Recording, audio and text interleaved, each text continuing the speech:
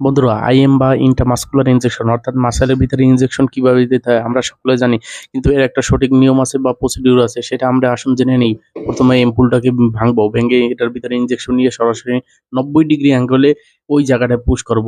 এবারে হচ্ছে সিরিঞ্জটা একটু ব্যাগে টান দেবো। যদি কোনো ধরনের রক্ত আসে সেক্ষেত্রে সেখানে দেওয়া যাবে না, কারণ ওটা ব্লাড ভেসেলে আছে। ব্লাড ভেসেলের ভিতরে কখনো আইএম ইনজেকশন দেওয়া যাবে না, এটা মাংসে দিতে হবে।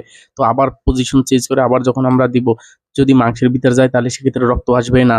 এখন আমরা ইনজেকশনটা ধীরে ধীরে পুশ করব।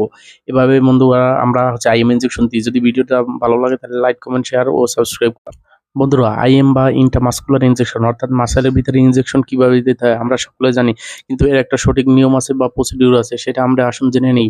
প্রথমে এম্পুলটাকে ভাঙবো, ভেঙে এটার ভিতরে ইনজেকশন নিয়ে সরাসরি 90 ডিগ্রি অ্যাঙ্গেলে ওই জায়গাটায় পুশ করব। এবারে হচ্ছে সিরিঞ্জটা একটু ব্যাগে টান দেবো। যদি কোনো ধরনের রক্ত আসে সেক্ষেত্রে সেখানে দেওয়া যাবে না, কারণ ওটা ব্লাড ভেসেলে আছে। ব্লাড ভেসেলের